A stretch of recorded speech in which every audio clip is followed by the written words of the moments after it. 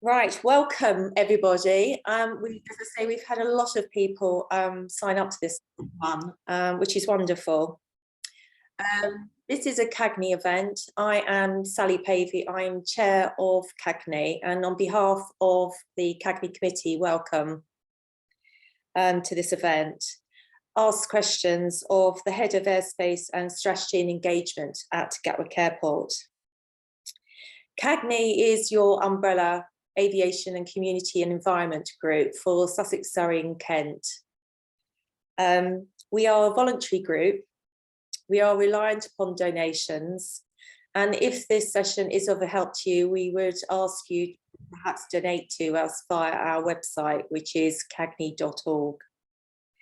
If you're a member, you will know that we ask for an annual subscription of £4, but it is not obligatory.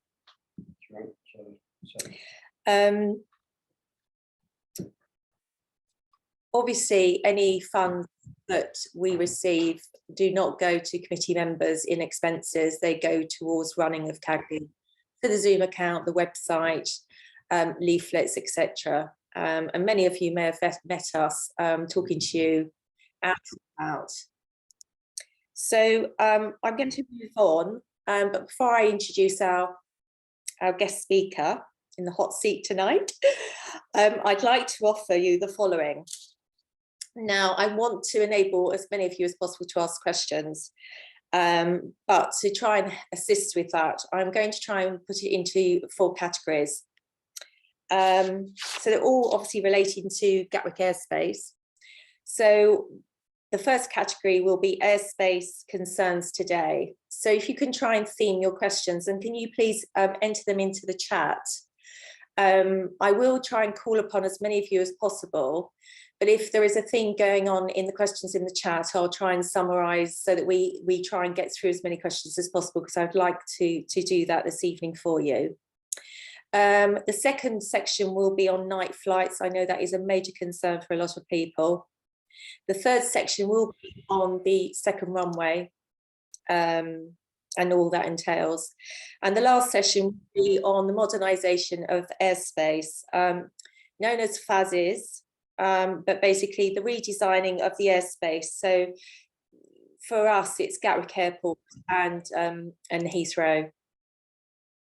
So they're the 4 categories. If you can try and theme your questions, I know it's difficult, but put them in the chat and I'll endeavour to get to you as many as possible. So I'm now going to not waste any more time. I now welcome our guest speaker, Head of Airspace Strategy and Engagement, Andy Sinclair at Gatwick Airport. And we have to thank him for joining us tonight. He actually did an event on Tuesday night for elected members. And so we're delighted that he has agreed to do a public event. And obviously we host things online because it reduces the emission of everyone trying to travel to a venue. And it also enables everyone to be able to be at home, whether it be in Sussex, Surrey or Kent, and attend these meetings. So I have an opening question because there isn't anything in the chat. So remember, the first section is airspace concerns today. And I've got an opening question that has been sent in. Now, please get your questions in the chat room. Give me an idea of where you live, because that will help Andy in his responses to you if they're about specific issues that you are currently witnessing or what you're concerned about in your area. So give us a clue to where you live. Right, so the first question I have for you, Andy, is I'm a resident of Southwater. When the wind is in the east, why do arrivals fly directly over Southwater and Billingshurst at a height of between 4,000 and 6,000 feet?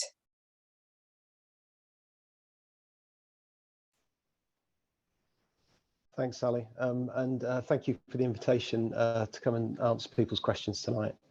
I'm assuming that you're talking about arriving aircraft coming in and the wind coming from the east, so what we call runway 08. So just to be clear for everybody, those less familiar, depending on the direction of the wind, that dictates how the runway is used. So if the runway is coming from the east, we use what we call runway 08, and that means arrivals approach from the west of the airport.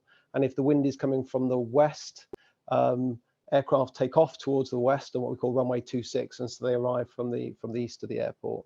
So the reason I think what you're talking about, Sally, is the approach profile that arrival aircraft take as they approach the airport. So the way aircraft land at the airport is using something called the instrument landing system. So that's essentially a system that fires out from the runway onto the extended center line.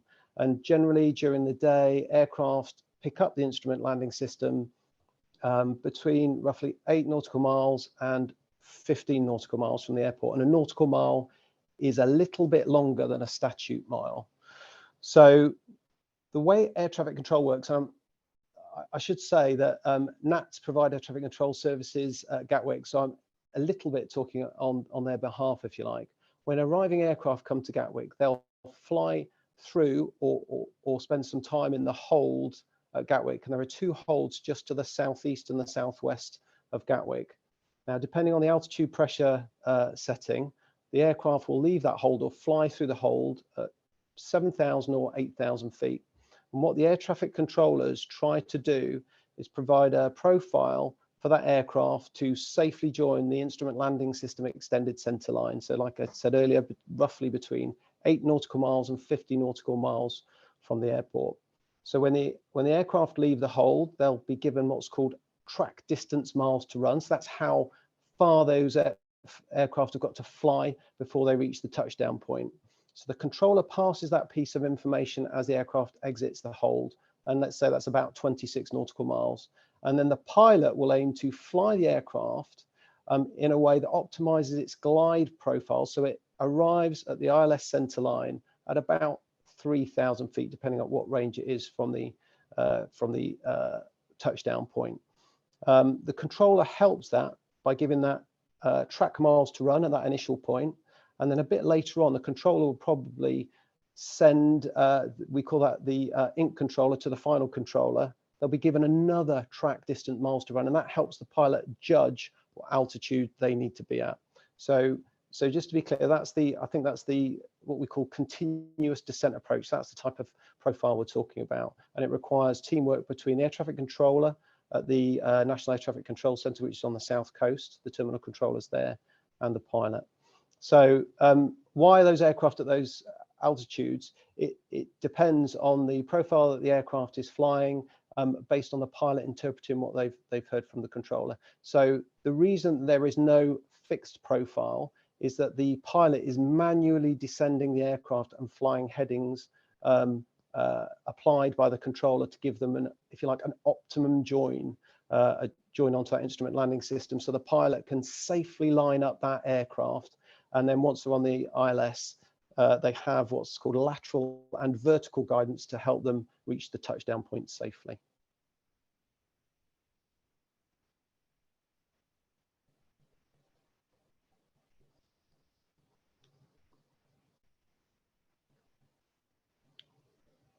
Andy, thank you for that. Sorry, I'm just reading. Floods of questions came in then. Sorry. Sorry, I can't see them. May I speak, Sally? No, Ivor, you can't. Sorry, not at the moment. Just. Well, I have something relevant to say what Andy's saying. Yes, no, 2 seconds, Ivor, just 2 seconds, because I've got to just be fair to the questioner for the original question. I think the point is why are they specifically flying over Southwater and Billingshurst? I think what's been implied is a built-up area, Andy. I think that's what they're asking in this question. I mean, your explanation was wonderful about how arrivals operate, but I think they're specifically asking why arrivals are flying directly over Southwood and Billingshurst between 4,000 and 6,000 feet. And I think, to a little bit, we have to know what ILS means to everybody. I think it's final approach, isn't it? Yeah, that's right. So it's from the threshold, the touchdown point of the runway, roughly. That's where the instrument landing system aims to get aircraft to touch down, and it fires out, if you like, from the runway all the way out into the approach. And like I say, the furthest out normally aircraft would join would be about 15 nautical miles. And the day, the sort of inside joining point, the closest joining point would be about 8 nautical miles, and in the night period, that's 10 nautical miles. I guess the point about the built up area and the flying over, I think you're saying over lots of people rather than fewer people. I took that, Sally, yeah. So there is a radar maneuvering area which runs, if you like, roughly east to west through the airport, extends way out along those extended centre lines, and then to the south of the airport. And within that radar maneuvering area, NATS controllers vector those aircraft in a way that safely sequences them for arrival. And there'll be a range of reasons why those aircraft are vectored in slightly different ways. So that radar maneuvering area has been there for, well, for quite some time. And what it doesn't do is it doesn't distinguish built up areas or areas or rural areas, in fact. So the controllers are thinking about safely sequencing the aircraft and giving the pilots sufficient information, if you like, to fly, if possible, the best continuous descent approach that they can do. But just to be clear, that controllers won't be really looking at, there are other specific circumstances, but they won't be looking at the differences between urban and rural. Yeah, in that situation, if that helps. That's great. There's another one from Smallfield. Now, Smallfield is to the east of the airport, so westerly arrivals. They're directly under the glide. Why will Gatwick Airport not acknowledge the impact on the physical and mental well-being of these? And they're specifically talking about night flights, but I mean, we can move on to night flights. But I think that's quite relevant to what you've been just saying about arrivals and how they approach. The next question is, why do arrival jets or planes fly indirect routes routinely over the same small area of northwest of Crowborough, usually less than 4,000 feet? Now, we don't have concentrated routes yet on arrivals, but they're saying that they sound really loud. And again, they say also commenting about nighttime. So perhaps, if you can just pick up those 2 points. Yeah, are you happy if I start with kind of where I left off on the day, and then I'll switch into answering a bit about night, if that's okay? So yeah, it's the same point, if you like. The air traffic controller is providing headings to the pilot. The pilot is flying the altitude based on estimated track miles. And the reason that they're flying different tracks, so they're not always flying over the same track, is to provide separation between aircraft in front. Sometimes it will be to create a gap to allow an aircraft to take off from the runway, so it might not even be obvious. But the one thing I would say about radar vectoring is that it is within the confines of the radar maneuvering area, the sort of legally defined area that controllers operate those arrivals into Gatwick. It's pretty random. So you could see a pattern of traffic one day and have exactly the same number of flights and the same meteorological conditions, and have a quite different distribution of traffic. So one of the things, so I'm not sure if this was going down the route of concentration or dispersal, if that's the right thing to pick up before I move on tonight, Sally. But one of the things that happened a few years ago was there was an independent review of arrivals at the Gatwick, and that was based on something that had happened to do with changing the instrument landing system joining point. So one of the things that review recommended was a reversion as far as possible to the original joining point. That wasn't possible at the time. The original minimum joining point to the ILS during the day was 7 nautical miles.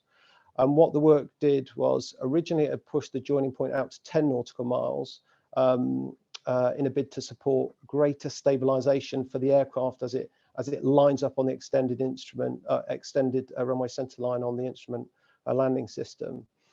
What that work did was it set in train a reversion to 8 nautical miles, which the Civil Aviation Authority accepted still allowed the ability to deliver safe stabilization on that centre line on the instrument landing system, but it didn't take it back to 7 nautical miles. So what that change, if you like, sought to do was emulate as much as it possibly could the distribution of traffic that had happened before that. It would, I mean, I've already mentioned traffic's random anyway, and that when you use that type of controlling methodology, but by going back to 8 nautical miles, it distributed more the arrival traffic. So there is greater distribution than there was when there was traffic joining between 10 nautical miles and 15 nautical miles. And what we do, we have done since that change was introduced, and what we continue to do today, is we monitor the distribution of traffic on those joining points between 8 and 15 nautical miles,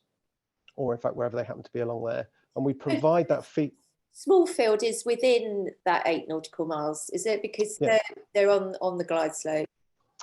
Yeah, so okay, I can pick that point up. But so we provide that data to NATS to provide feedback to their control. NATS Oh, sorry, yeah. So NATS are the formerly known as National Air Traffic Services, but actually the moniker is now just NATS. But they are the National Licensed Air Traffic Service provider for the UK. So they provide services across the whole of the country, but specifically they have responsibility for terminal control in the London area, and that means providing those types of air traffic control services to the airports around London. So the point about joining inside 8 miles is it depends on whether the aircraft has captured the localizer, the bit of information that tells the aircraft where it is laterally. So the aircraft doesn't have to be bang on the center line. Once it's captured the localizer, it will also see the glide path. So the aircraft can descend and if you like, slowly join the extended center line. But we still provide that feedback to NATS. So we provide feedback on the entire distribution of traffic, including if they're inside 8 nautical miles. Okay. So sorry, I'm just going to butt in here because I'm just trying to get some more questions in on this, and then we've got one about the holding stacks, and obviously that relates to arrivals as well. Because just before. Did you want me to? Did you want me to pick up on nights? Sorry, we were just. No, we've got lots of questions coming in about nights, so let's just pick up and carry on with arrivals if you're happy with that. And there's a question from Burgess Hill about the overflight of Burgess Hill. And obviously we have holding stacks, which you've kindly mentioned. They're talking about the howling noise and the nuisance, and it's worsening. And I'll bring up that later. But pilot's response is pilots must be allowed to fly safely. So I guess the question here is, where does safe and impact on residents come into play? Because from the question, it seems that they're really suffering from the holding and from the arrivals coming to them. So on the point about safety is absolutely paramount. The point about the holding stacks, so they are used more than they should be, and I think you don't want me to go down the route of talking about airspace modernisation just yet, because we'll pick that up in a separate bit. Yeah, but one of the things that future work will do, that we'll come on to, will be changing how aircraft arrive.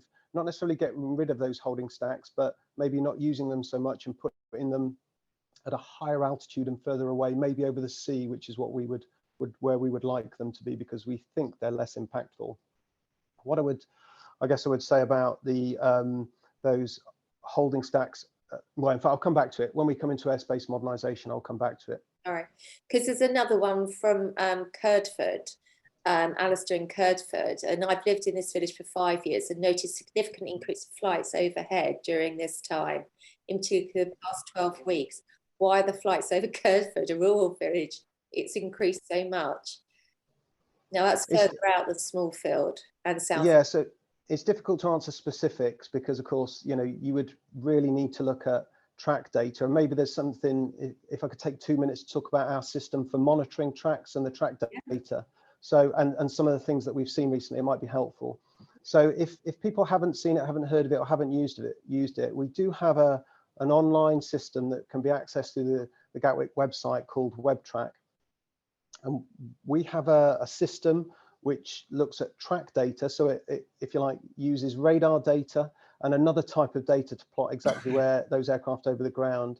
But we also have a series of over 20 noise monitors positioned around the airport, not at the airport, further away from the airport. And this system correlates the information from the track of the aircraft and the noise data. And you can interrogate it yourselves, if you like, by going onto the website. You can put in your postcode and it will give you lots and lots of different types of information about the overflight of your area. We have post-COVID, and I completely understand the reason why.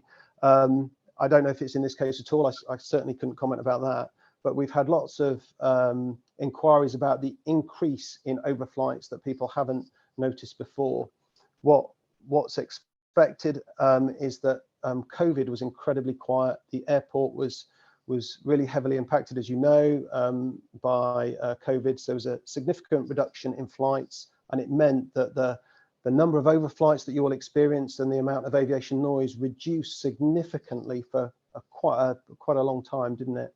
And as the traffic has come back, and particularly over the summer, when it was probably at around 90% of the traffic levels that we'd seen in 2019, but significantly higher than we'd seen in 2021 and 2020, because people have become accustomed to those lower traffic levels, a lower frequency of overflight.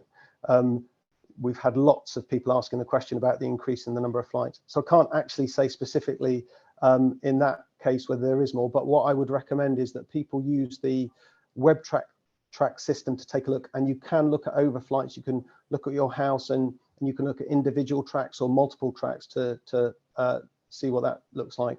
But coming back to the original point, Sally, about arrivals, it is random. The controller passing instructions to the pilot, and how the arrivals, what we call the arrival sway, that the aircraft are vectored onto that extended centerline, is random.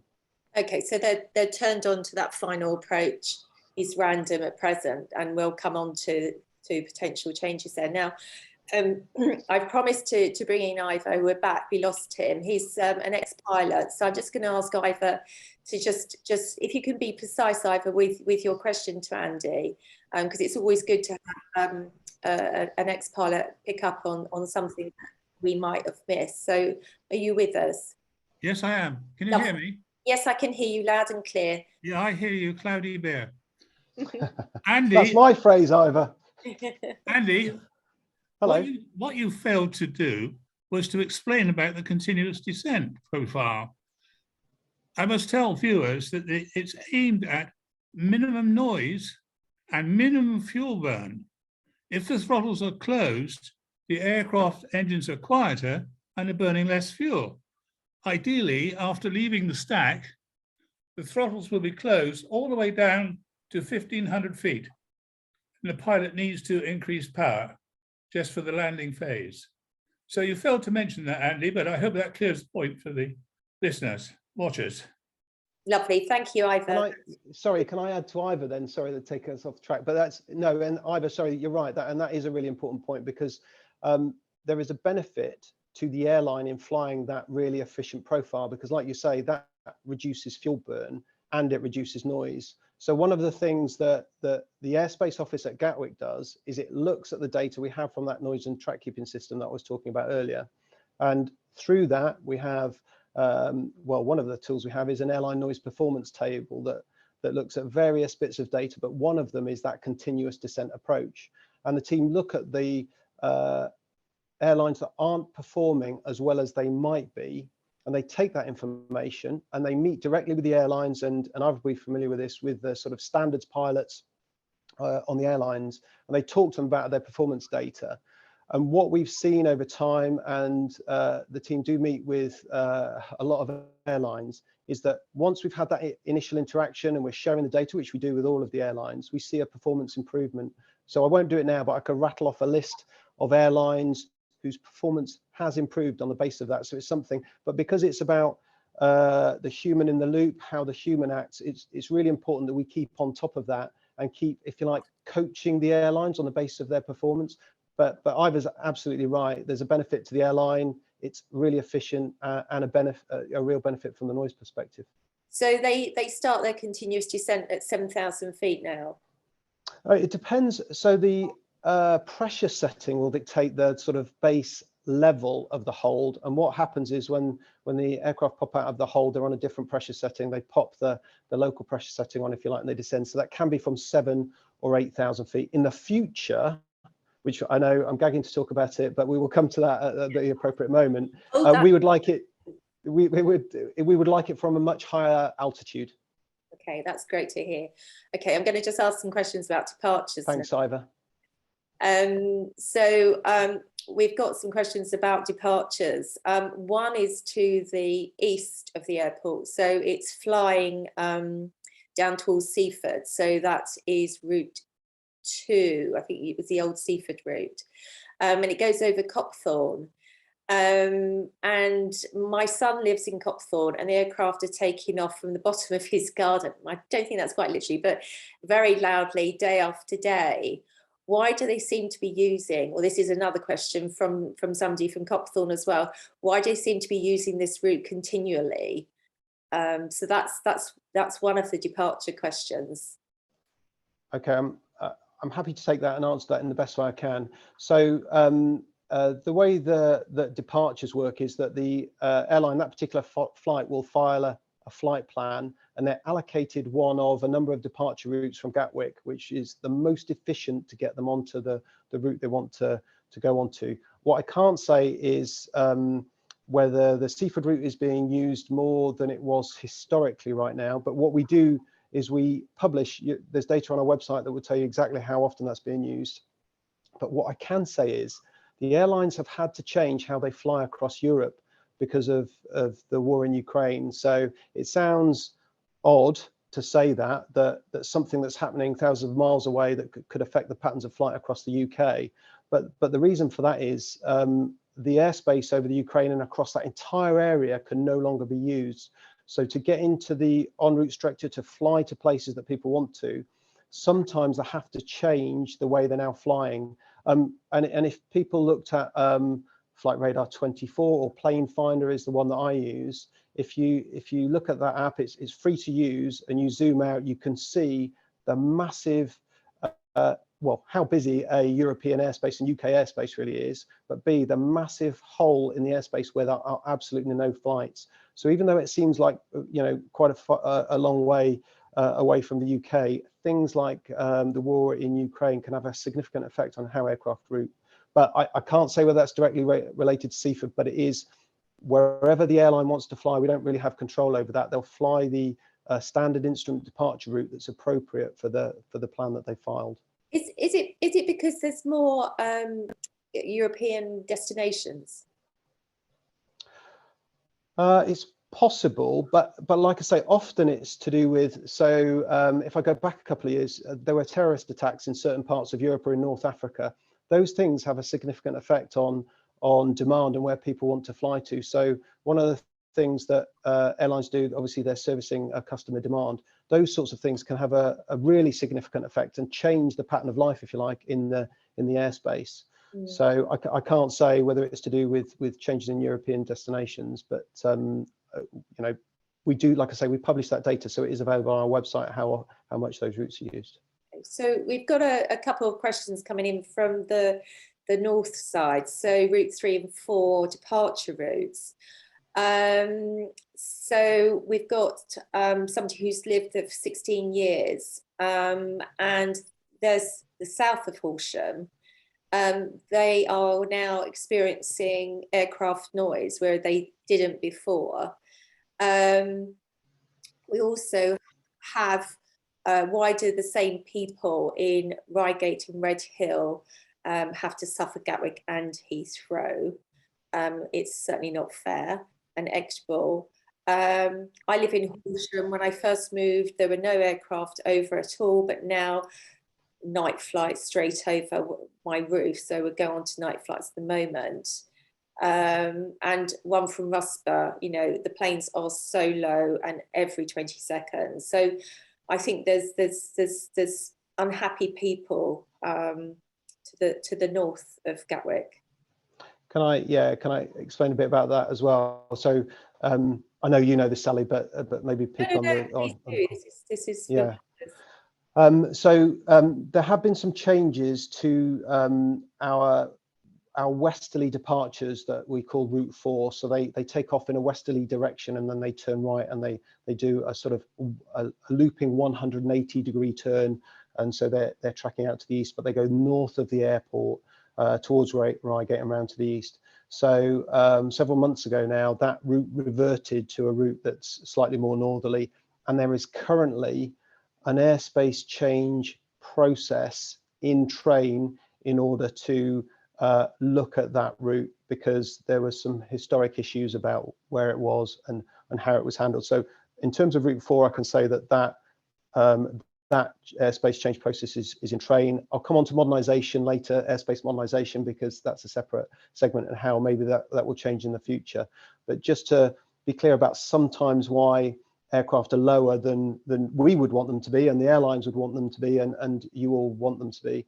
And that's because of the sort of really busy nature of the London airspace, and the fact that lots of these routes are intersecting one another. So the routes that depart Gatwick and travel to the north, so the ones that travel out to the west and turn right and do 180 degrees, or off our easterly runway, runway 08, and turn left 180 degrees, are roughly in the same place, if you like. They're not used at the same time, because obviously it depends on which way the wind blows, but they are generally flying over the same sort of areas right now.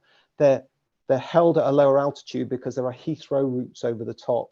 So unless an air traffic controller in the terminal control center with NATS is able to sort of tactically climb that aircraft, because they can see that there are no Heathrow aircraft in the way, aircraft are often held lower than they would want to be. So, and it's bad for the airlines because they burn much more fuel at lower altitudes, and it's bad for noise because it keeps the noise impacts closer to the ground. So, you know, we all agree that we want something done about that, but I'll talk a bit more about that later on. Okay, there's one on go-arounds, and it comes from a Crawley resident, so that's quite interesting.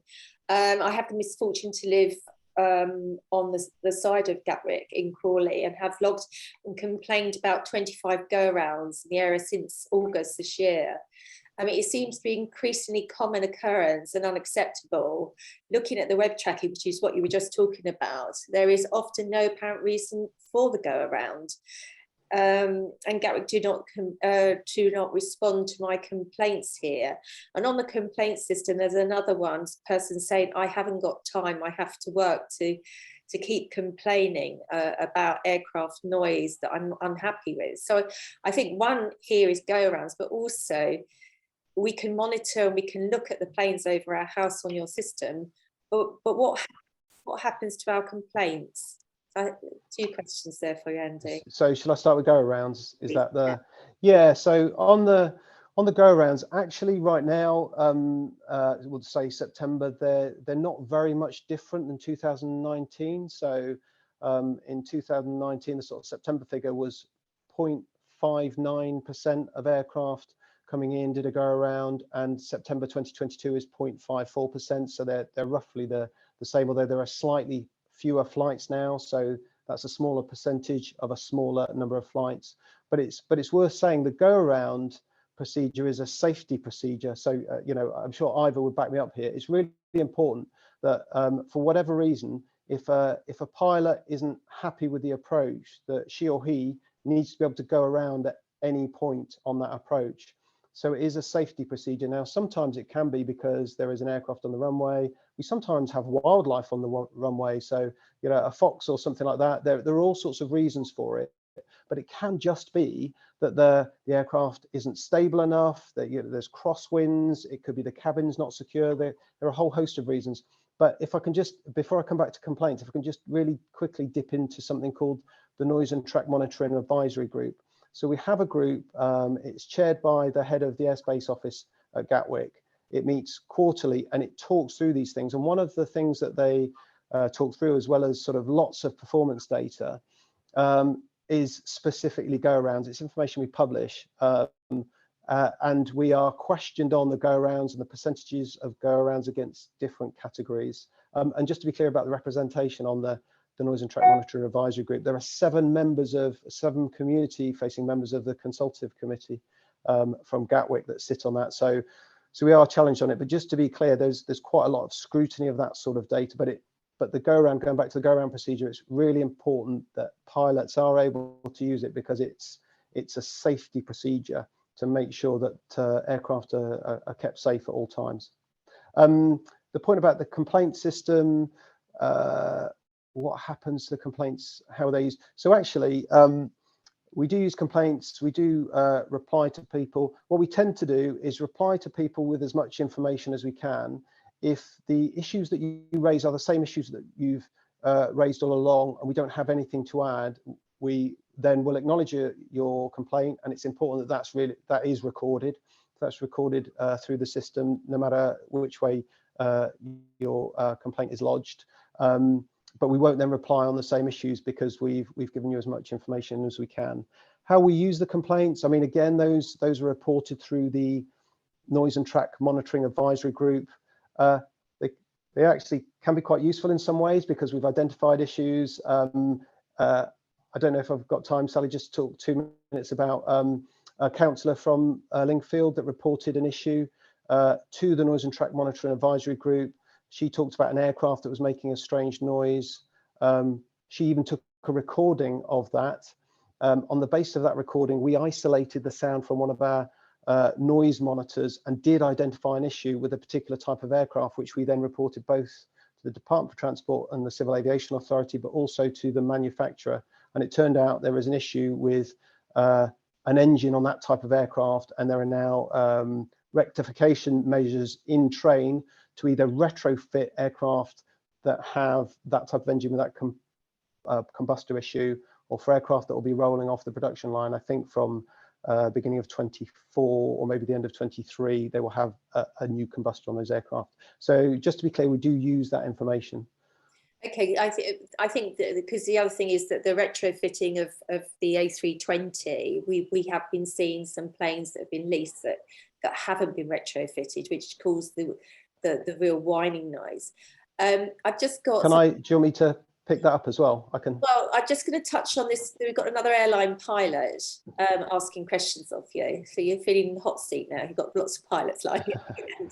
As long as there's no air traffic controllers. If it's pilots and controllers, I'm in real trouble. They're asking, why do you never use noise abatement procedure on departures as we use at noise sensitive airports like Zurich?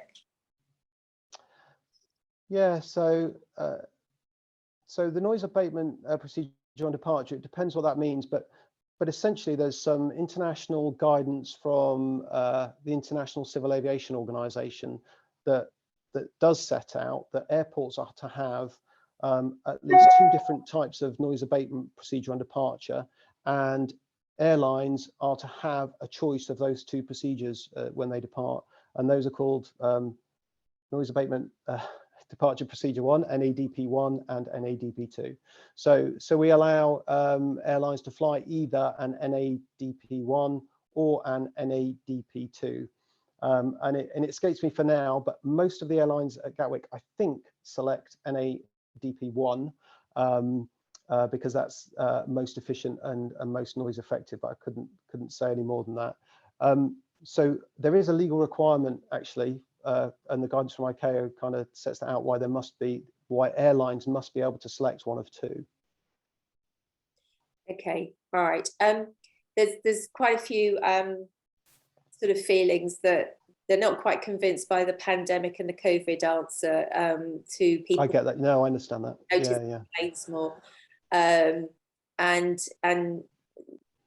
Can I add to that as well? Sorry, Sally. Well, because I think let me just summarise, and they're feeling a little bit sort of humoured because obviously noise is a major problem, and I just wanted to move on. We've spent quite a lot on that. I just want to move on to night flights because I certainly don't want to get to run out of time, and then we can't ask really other things about the future, because we're dealing with now. So let's have a look at night flights. They're causing huge disruption day and night, with the impact on their sleep, the ability for people to do their jobs. So not only does it damage mental and physical health, it also impacts productivity.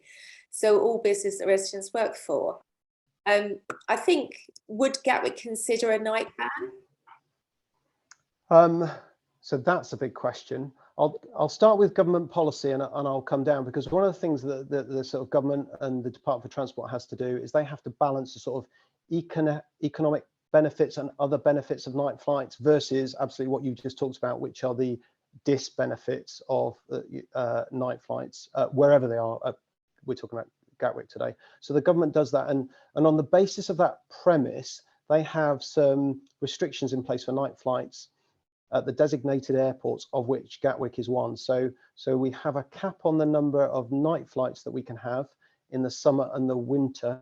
So we have roughly a 30 or a 31 week summer season, and then the rest of the year is called the winter season. So we have two limits across the year, but we also have a noise limit in the night period as well, based on the sort of certified noise level of aircraft that's added up over the season. And the purpose of those limits is to not breach either the noise limit or the number of flights. So the government did a consultation which ended about a year ago, and they published probably within the past year the outcomes of that consultation. There were some things that came from that, but what the government largely chose to do was roll over the existing night controls until October 2025, and they will reconsult from the I think roughly the end of 23, no specific date on that, about how noise controls might be tightened, but not just at the designated airports, across all airports. So what we do is we have a system in place to make sure that we stay absolutely within that cap, which is what we do, and we have a team that do that and work really closely with the airlines to make sure that happens. But we do some other things as well. So for example, the government was going to introduce an operational ban on what are called QC aircraft. So essentially that's a noise certification level, roughly, QC4 being quite noisy, roughly a 747 type of aircraft taking off. But what Gatwick did was earlier, so last year we introduced that operating ban on that type, well, not Boeing 747s, but QC4 type of aircraft, so they couldn't operate at Gatwick in the night period. We also do things like incentivize airlines to fly quieter aircraft by the way we charge aircraft that use the airport at night. So it's much more punitive to fly a noisier aircraft into the airport or out of the airport during the night period than if you're flying a much quieter type of aircraft like an A321 Neo, which is a new engine option. So that's a newer, quieter type of aircraft. And we've got evidence that those sort of financial incentives worked. So in 2018, about 41% of the aircraft were those sort of newer types of aircraft. The structure of charges we introduced ratcheted up over time at the start of each financial year from 2018-19 over the subsequent 3 years, the noise charges. And by sort of that following financial year, the 18-19, sorry, over 70% of aircraft were those new engine options. But coming back, probably, Sally, to your point about airlines bringing in aircraft that aren't modified or aren't quieter. But so some airlines have done that, and they've needed to do that in order to support the schedule post-COVID. But just to be absolutely clear, if those aircraft aren't the quietest type of aircraft in the night period, they get charged significantly more, and particularly if they're not a modified Airbus to use the airport in the night period, something like 4 times more. So that's a no to a ban on night flights. I mean, I know it's not your decision, but at the end of the day, does Gatwick appreciate the issue with night flights and the impacts? No, of course we do, and that's why we've introduced some of those things. But I should add, and it doesn't relate directly to the night regime, but specifically to the health impacts of night flights. So probably most people on the call won't be aware that the Department for Transport commissioned a research project to look at the health impacts of night flights and sleep disturbance specifically. So I'm not involved in that, but one of the things the Department for Transport wanted was lots of data about night flights and night noise. So the Airspace office at Gatwick spent the past couple of months providing the DFT or the DFT research team with the data to inform that study. So yes, absolutely, we take it seriously, and we are supporting the Department for Transport to a great extent on that research study. We're not directly involved, but like I say, providing the data. Do you think that local residents will get a chance to have input, or have they got to wait for the DFT consultation next year? So in terms of the health impact study, I think that's in train now. So if people on this call are involved, I guess they will know. We are not at all involved in that. Right. On the consultation on night flights,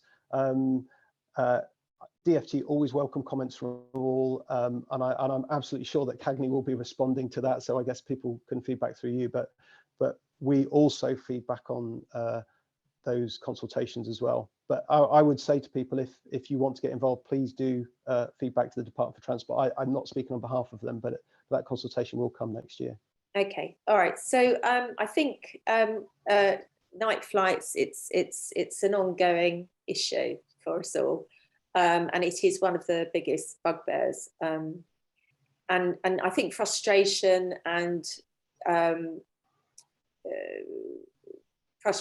lack of sleep, and I think there's lots and lots of echoes that are going on in the chat, because it's just one of the bugbears is night flights at Gatwick, because they're not urgent, they're leisure flights. So we're going to move on to question or section number 3, which is the second runway. So this is Gatwick seeking to rebuild the emergency runway as a second runway. Gatwick refers to it as the northern runway. And I'm going to ask Dan Osborne just if he can unmute and if he wants to be seen, because he's put a question in the chat about the rebuilding of the emergency runway, and I think it would be good to hear Dan's voice, make a change from my voice. Are you there, Dan? No. Okay, I'll ask his question then, because he's obviously not there. Right, with Gatwick seemingly on its knees post-COVID, should the airport be seeking a second runway with all the issues with climate change and impact on climate and the pollution? And does the go-arounds and issues mean that the airspace is already too busy, and should you be seeking a second runway? Gosh, there's a lot to unpack in there. Do you want me to leave the busyness of the airspace to airspace modernisation and just pick up on the, I guess, the sustainability bits and the why Gatwick's pursuing the northern runway? Yeah, I think the point that you make is that with a second runway, it will be flying the same routes as it flies today. So I think if you perhaps pick up on the other points, because then we'll come on to the modernisation of airspace, please. Yeah, okay. So yeah, just to reinforce the point you've made, Sally, which is a really good point. So just to be clear, that the northern runway project doesn't require new routes. So all of the routes that the aircraft fly today will be the routes that will be flown in the future with the northern runway, unless airspace modernisation happens in the meantime. But we'll come on to the details of that in a moment. In terms of Gatwick's plans, so there are a couple of things probably worth mentioning. One is about the forecast for growth in aviation.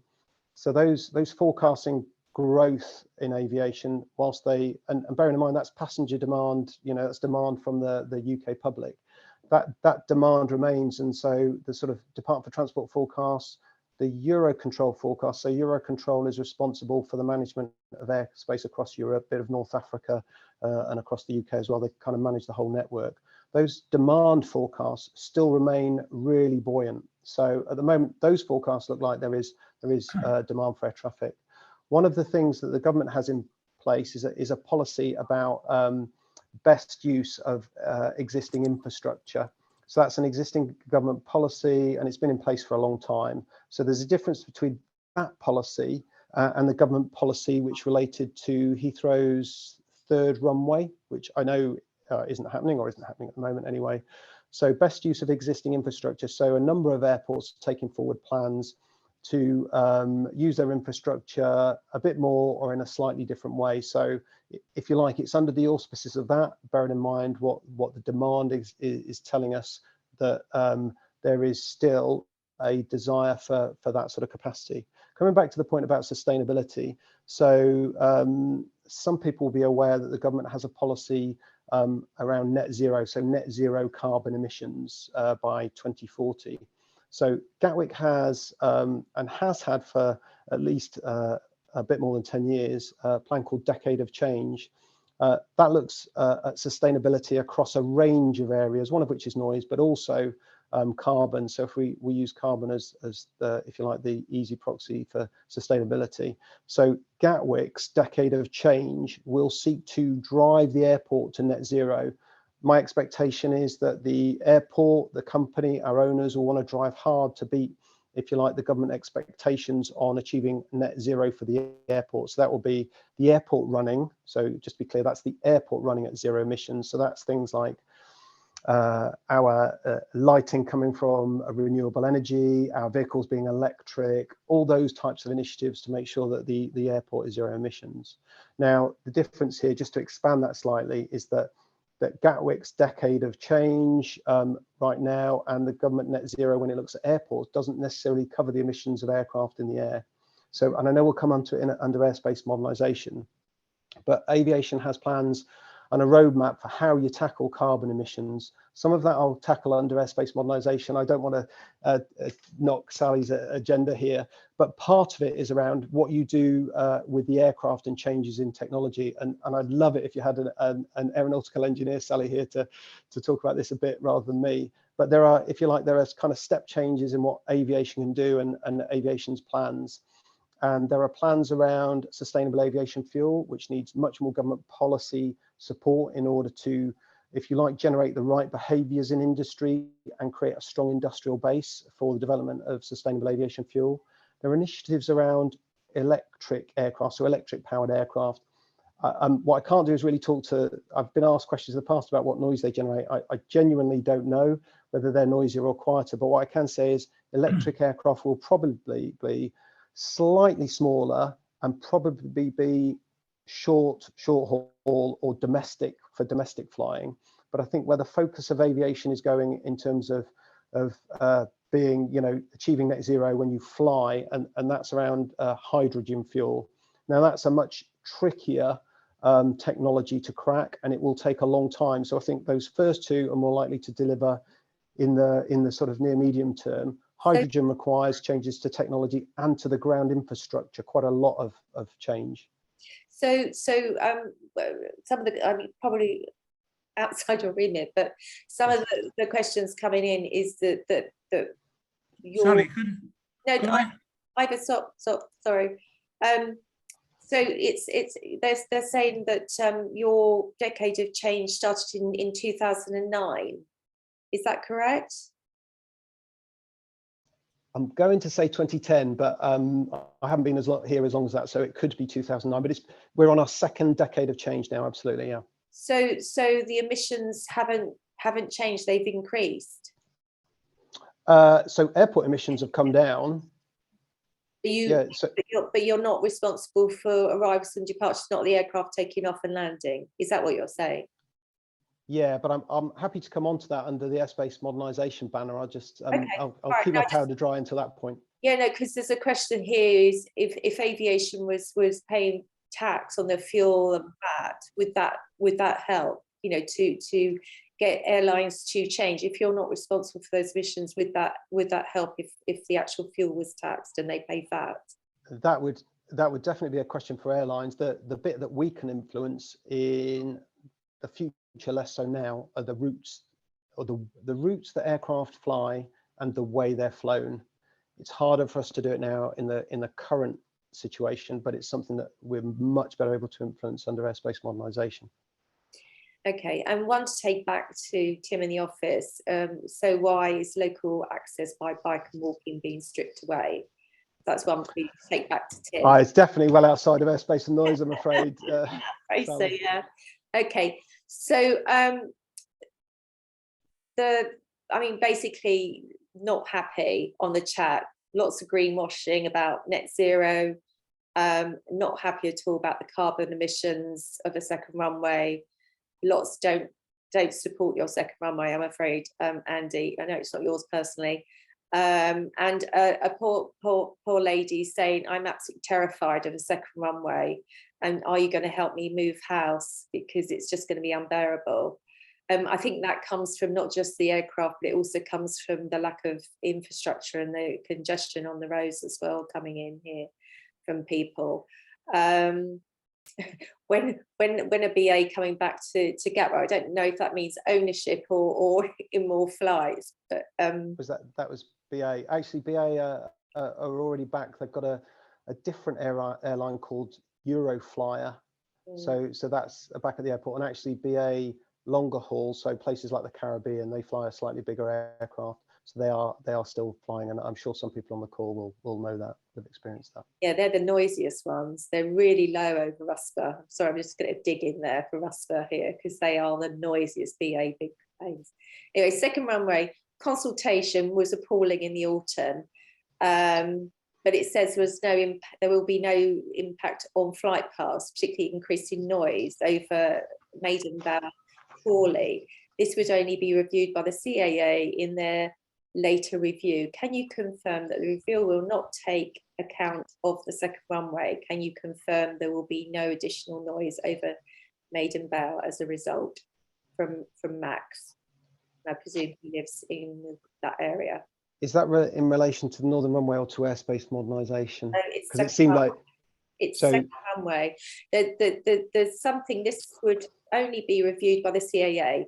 I think that must mean the modernisation of airspace for 1616, because CAA have already approved the airspace for a second runway.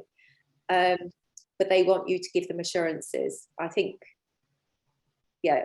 And sorry, what was the first bit about the consultation? Sorry, poor consultation in the autumn, that basically there's been poor consultation with residents. They don't feel they've been consulted properly in the autumn and in the spring.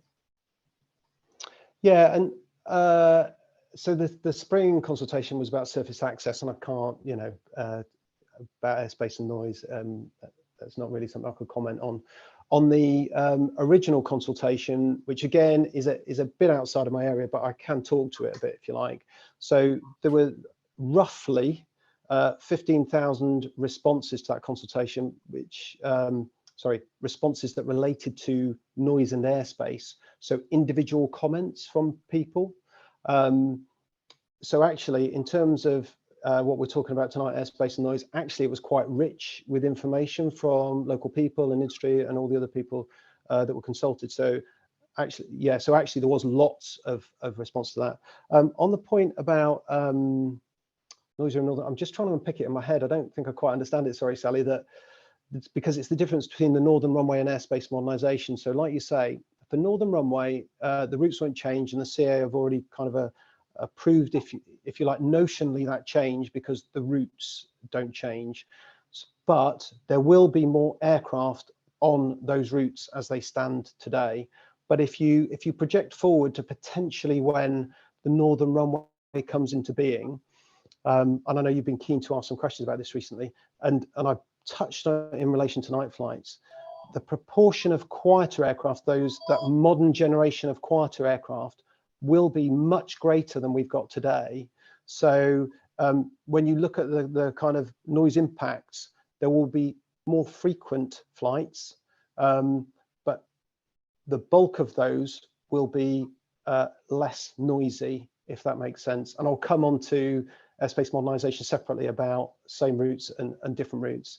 In relation to airspace modernisation, there is absolutely a process, and the CA would need to approve any changes.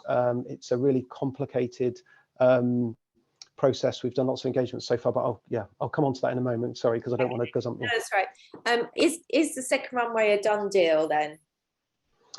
No, so at the moment where we are, we're sort of we're still working through the process actually. So there's still, from an airspace and from a noise perspective, there's still lots of engagement ongoing with local authorities, and that's going to continue for the next few months actually.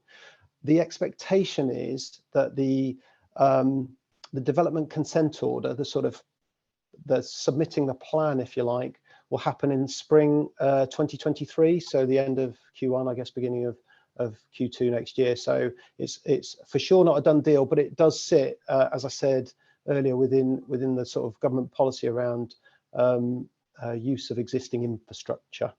Okay, so just a few comments here. Gatwick came round several places, including K2 in a burger van with a few brochures and people unable to answer questions.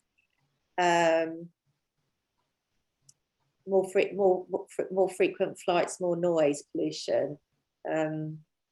So yeah, not very happy on that one.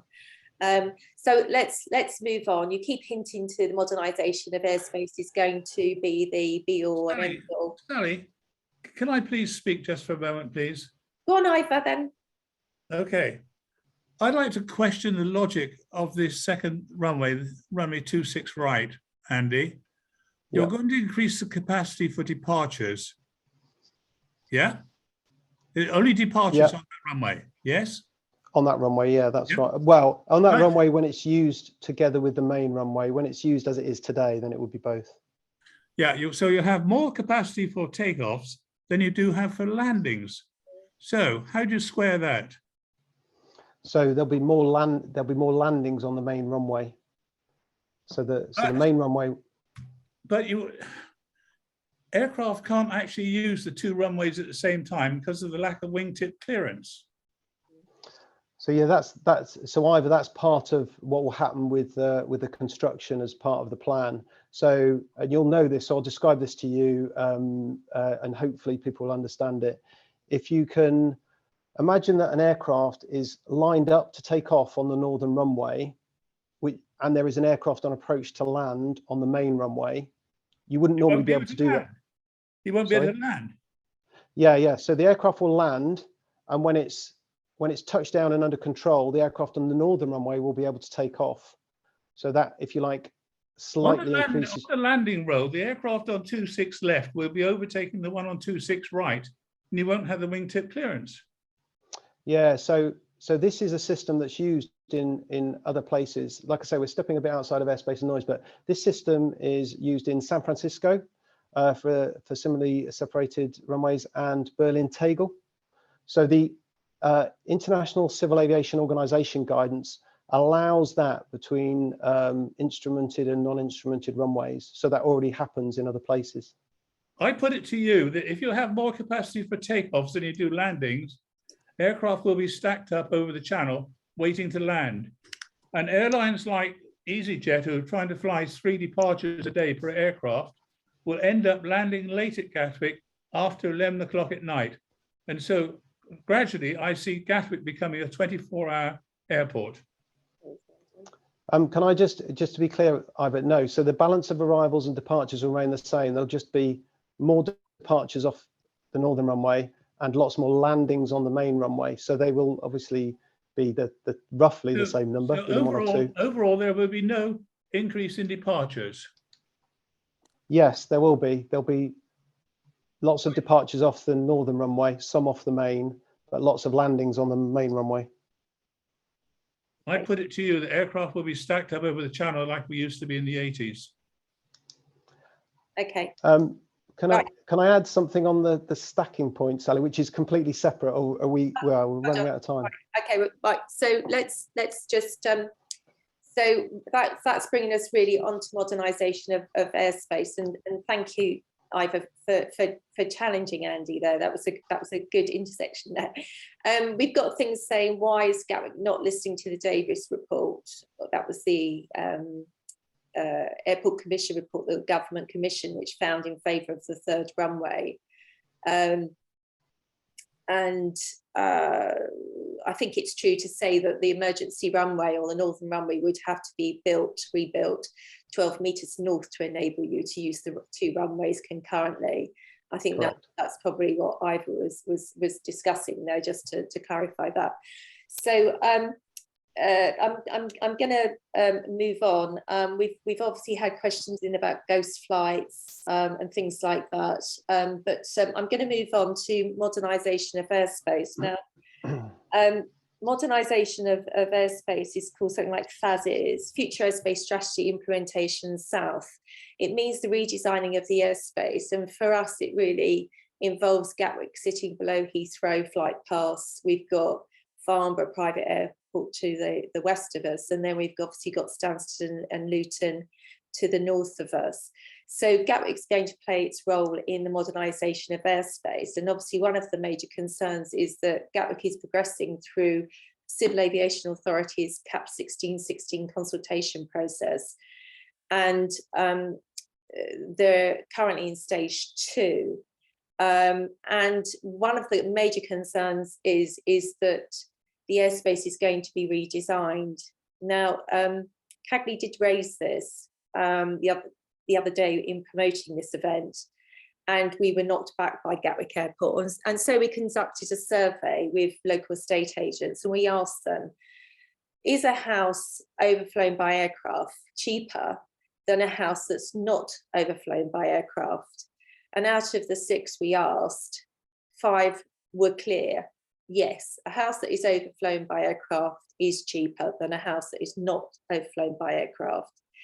And the reasons they gave is that a house will have less demand, and so it will reach a lesser figure. And it will be like a house that's built next to a busy road or a traveller's site. It's not as valuable. So I put it to you, Andy, is modernisation of airspace something that residents should be scared of? Should they be looking to move house now? And that is one of the questions that came up in the chat. They are very scared of what it's going to do to their rural villages and their rural area and lifestyle. And will you be paying for them to move house? Over to you. Again, thank you. There's a lot of things to unpack there. And I understand the strength of feeling on this, as well as the things about the current operation. Can I just provide a bit of context just for 2 minutes about where this comes from? Because I know some people on the call are really familiar with it and some people aren't. So the Airspace Modernization strategy is a UK-wide government-sponsored strategy. It's got 15 initiatives that cover a whole host of things, from the integration of spaceflight into the UK, as well as what Sally just mentioned, which was FASI South, which is Future Airspace Strategy Implementation of South. And it's essentially the modernisation of airspace over the south of England. And there are kind of complementary initiatives for the lower airspace in the north of England and upper airspace. And like I say, all sorts of things are included in the airspace modernisation strategy. In support of that, so that's, if you like, a CA strategy, the government passed a bill through Parliament, became an act in May 2021, which was the Unmanned Aircraft and Air Traffic Management Act. And essentially that said, there is this national programme, sponsors are to take part, and if you don't take part, you'll be sanctioned, and I won't bother going into what the sanctions are. So just to be clear, this is a government-sponsored driven programme, but for good reason and with good intent.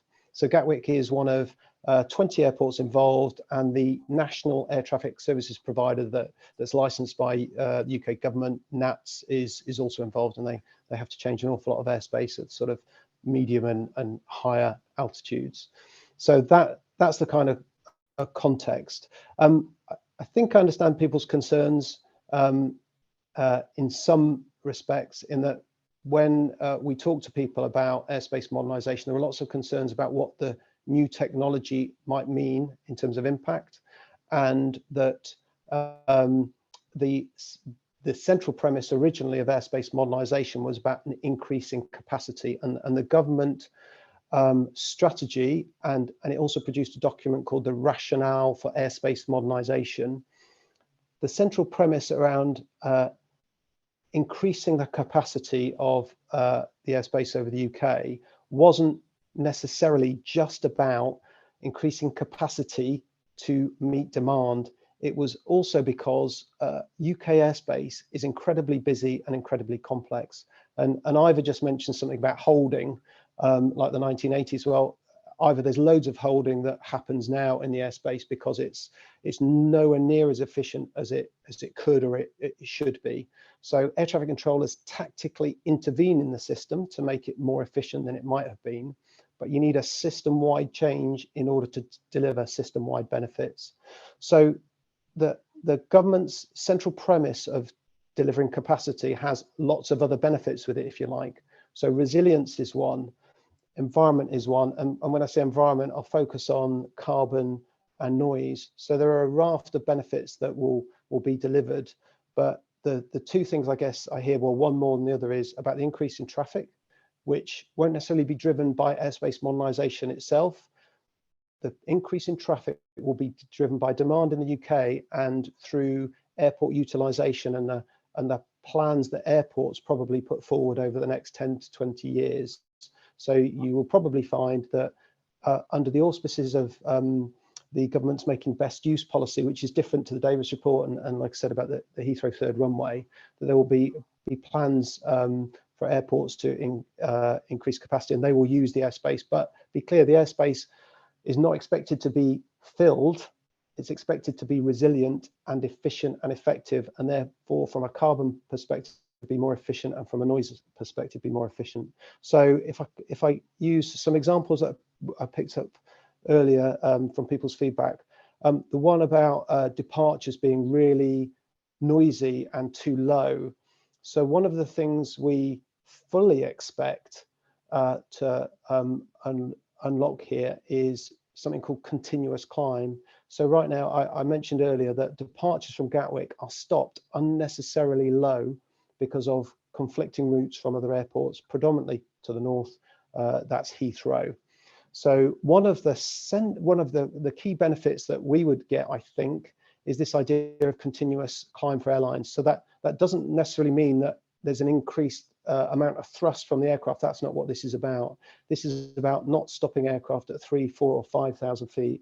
This is about allowing aircraft to continuously climb beyond 7,000 feet. Beyond, if we had our way, we'd have them keep going all the way up. We don't know if that's realistic given the sort of complexity and intensity in the London airspace particularly. So that's one of the things that would certainly be unlocked. One of the other points that was mentioned earlier, there was somebody had mentioned about the holds and the noise in the hold, which may not just be to do with aircraft in the hold, could be to do with aircraft using air brakes to slow aircraft down and things like that. But one of the things that we have asked NATS to do, because NATS will be responsible for designing airspace sort of above 7, maybe 10,000 feet, is we've asked for things like the holds not to be too close to the airport. If they could be at a higher altitude, which is better for the airlines because you use less fuel at a higher altitude, the noise impact, or it's less impactful if those aircraft are at higher altitudes. But we've also asked if they could be pushed further out from the airport. Over the sea would have been a preference. I don't know what will be possible, but there are a number of benefits from this. But I understand the nervousness because people often talk about satellite-based navigation, which is a key technology that will be delivered through this process. And one of the things that people have talked about in terms of satellite-based designed routes is that they can concentrate aircraft, and it's a piece of feedback that we receive time and time again. So I understand why people have a concern about concentration, but one of the things that we will need to figure out, all of industry, we're in collaboration with local stakeholders and others, is how do we manage that? How do we, if people want dispersal, how do we do that if that's what people want? So Andy, I'm just going to inject them, sorry, because there's a few things coming in. Sure, yeah. So does that mean that the holding stacks won't be over the sea now? So will that be over new people holding stacks? No, we'd like them to be over the sea. I don't know. It's part of the NATS consultation. So we will design up to, at the moment, it looks like 7,000 feet. But so the holds aren't, although they're Gatwick holds, they're not part of the Gatwick design. So what we've done is we put a series of requirements into NATS, to help inform them. As you said, we're at a relatively early stage of the process, so there's a long way to go, and there will be a full public consultation on all of this. So we've asked NATS to do that, but we don't have control over where they'll be, and there will need to be a consultation and assessment of the optimal place to put those. So when will the public be involved in this process? Because as I said in my intro, you're already at stage 2. So when will the general public have their say and actually get to see these flight paths that you're designing? Yeah, so at the moment, we're way off. Let's be clear about this. We're way off finalising flight paths, a long, long way away. We've been running a series of engagements through this year. A full public consultation is not likely to happen until 2024 for Gatwick. And the reason, just to be clear about the reason for that, and that is because it's in ordinary circumstances, if we were following, and Sally mentioned it earlier, the CAA guidance around airspace change, that's called the CAP 1616 process. Ordinarily, you would be following that airspace change process in isolation. This is a multi-stakeholder airspace change. It's incredibly complex because of that, and you have to understand that you're introducing a change and there is another change happening at an airport next to you. So you need to understand the implications of that and understand the cumulative effect of those changes as well. That's really important, that when we go out and we start to explain to people what's happening, that we understand and you understand what those cumulative effects are.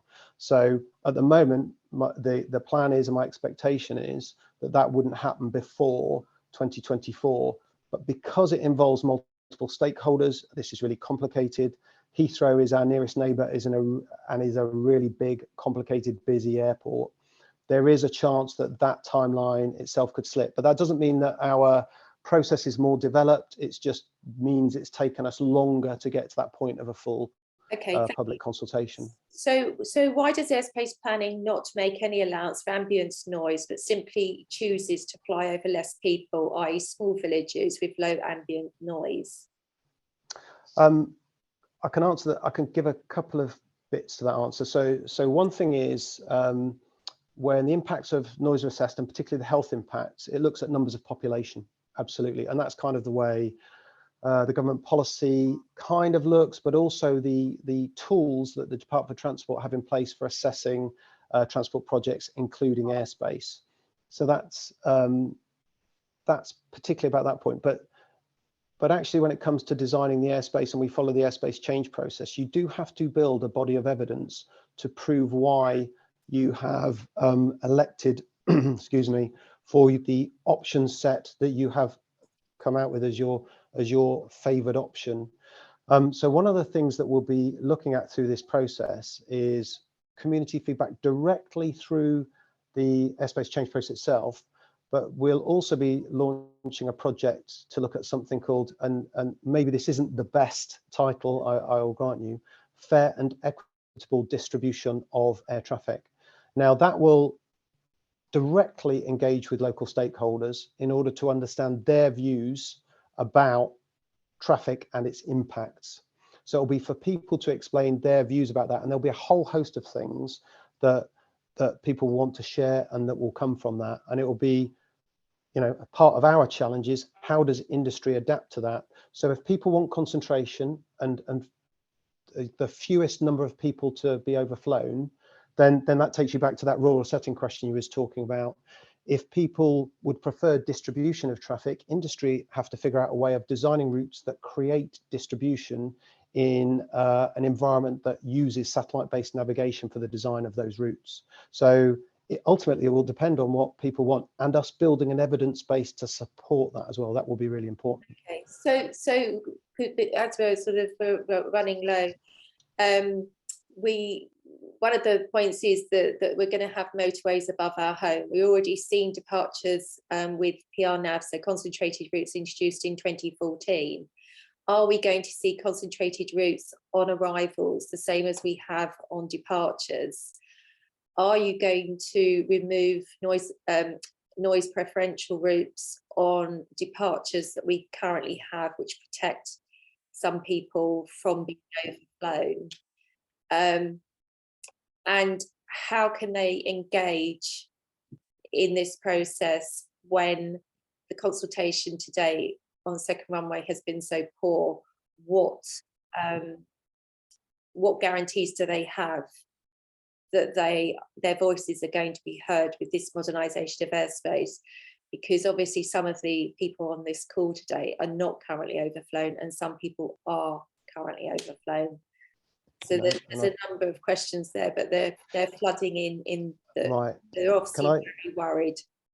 And I understand why some people might be concerned. So I'll pick up with voices to be heard. I'll do departures, then arrivals, if that's okay, just in that order. So voices to be heard is a really good point. That is part of the full public consultation. But something that I didn't cover in the explanation of the sort of setup and the context for airspace modernisation is that the government set up an organisation called the Airspace Change Organising Group, ACOG. And the role of ACOG is to coordinate all of those different sponsors' airspace changes and to help bring them together. Now, one of the things that ACOG will be doing early next year, again, I don't want to speak on their behalf, but roughly March 23, is a national and regional public engagement exercise. So, and that will be looking at airspace modernisation. So I think that will be well ahead of any Gatwick consultation, so to be clear, and that will be a public consultation about things like cumulative effects, which I know is something you're really interested in, Sally, how to engage with the public, that sort of thing. So ACOG will be seeking people's input through that public engagement exercise, which right now is scheduled for March 23. Going back to the point about departures, 2014 change, NPRs, just to be clear about the departure changes to Gatwick's departure routes.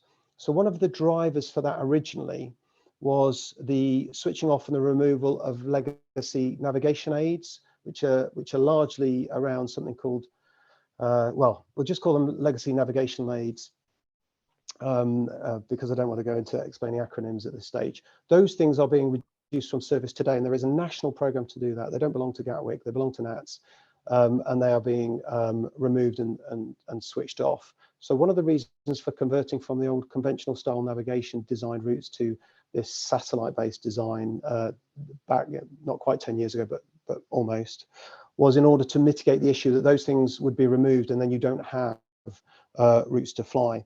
But one of the disadvantages back in 2014 was that, unlike when airspace modernisation happens and all of the airspace change sponsors will be looking to change their routes, hence I made the point earlier about the ability to deliver continuous climb on departure, is that wasn't possible in 2014. So some of the things that happened in 2014, there was some satellite based navigation was introduced, but the ability to continuously climb was not, because none of the other routes in the London airspace had changed. So that will be one significant noticeable difference. When it comes to noise preferential routes, and sorry, I'm skipping on, Sally, because we've got 5 minutes, is that one of the things that the CAP 1616 airspace change process requires us to do in airspace modernisation is, if you like, start with a blank sheet of paper. So we have to look at a range of options, and when we look at options and option sets, we tend to look at a set of departures off our westerly runway, a set of departures off our easterly, a set of arrivals for our westerly, and keep going like that. So you end up with multitudes of option sets.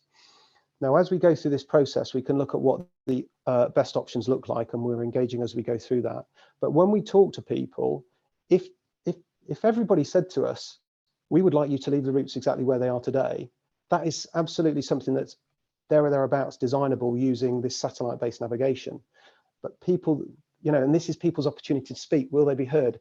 Absolutely, they'll be heard.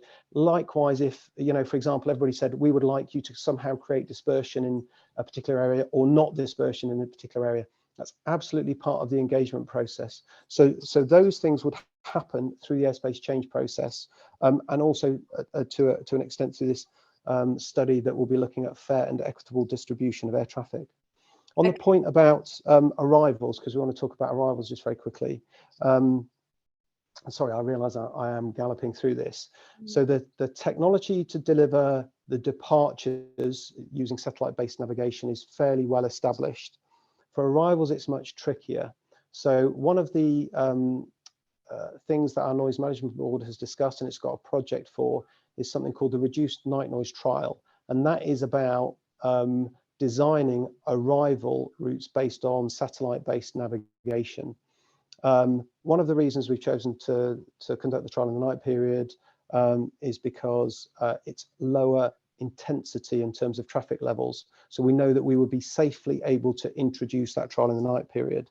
One of the benefits of using that type of technology is that we talked about continuous descent arrival earlier, and why there's a variation in the altitude of aircraft. One of the real benefits of designing satellite-based navigation arrival routes is that you absolutely design in a lateral profile, but you also design in a vertical profile. So you're able to design in an optimized noise vertical profile for every route. One of the challenges of that is that in order to distribute the traffic fairly across a whole swathe, is that you need to design lots and lots and lots of those routes for each runway. And at the moment, the jury's out, and I haven't seen the evidence yet of how you're able to do that in a way that aircraft flight management systems, the computers on the aircraft, are able to take in all that information on all the various routes. And the reason for that is that the aircraft that are flying around need to have lots of data on them, because although they, for example, they might start out flying to Gatwick, they might fly somewhere else. So they don't just need the Gatwick arrival routes in there. They need to be able to access a database that has lots of other routes on it. So it's possible and even likely that to start with, the arrivals part of airspace modernisation will be similar to what we have today, in the sense it's a controller talking to a pilot. Sorry, I'll stop there because I can see you want to interrupt me. Yeah, I do, because I'm just getting lots and lots of things coming in, because obviously we're running out of time, and I think that the feeling is that there is a lot of sadness and a lot of concern out there, and that unfortunately ADCOG is headed up by Mark Swan, who signed off the departure Consultation, and so there's not a lot of hope. The problem is that the consultations and a lot of aviation is full of jargon that people don't understand, and the concern is that they want to get out now before you achieve your second runway or the modernisation of airspace, because they're very concerned they could be facing new flight paths over their rural homes. I think that's basically what's come out of it. But there's also lovely comments saying, thank you, Andy, for putting your head above the parapet. It's the first time that we've actually had somebody to talk to us about airspace, and it is a complex subject, and this is why it's very difficult, and CAGNY does its best to break down the jargon, because it's important people know about what's going on. And I think the plea is that Gatwick must be transparent in this, and to take on board the concerns of communities. And it's not just those overflown, it's those that are now waking up to potentially what could be, which we obviously experienced in 2014 with the trials. Yeah, just on that point, and sorry, I don't want to overstay my welcome, but that absolutely the process requires us to consult with people who are or may be affected by any change. So absolutely it's a requirement to do that. And you can expect us to do that. I hope I've been able to explain it without too much jargon tonight, Sally, and that people have been able to hold on to the conversation. I've done my best to try and do that. No, and we, as I say, we really thank you for taking on our challenge to come along this evening. Much appreciated. And it's obviously provided people with a lot of information to think about. And if there is any jargon that you didn't understand from today, can you please go to our website? There is a jargon buster there, and this will be recorded and it will be on our YouTube channel, hopefully by tomorrow morning, so you can go back and listen to it carefully if you wish, and really understand some of the what was described, etc. So I'm going to close the meeting here, say a huge thank you to Andy. Thank you to everybody who's attended this evening. We have been inundated. I've tried to pick up as many questions as I possibly can to you, and ask and put Andy on the spot a bit for you. We will be hosting some more climate change events to coincide with COP27. So please to stay sort of aware when you get our emails, and we promise to keep you up to date with everything going on at Gatwick Airport and with all the developments as we have to date. So Andy, thank you ever so, thank you everybody, and good night. Thanks everybody, good night. Bye-bye.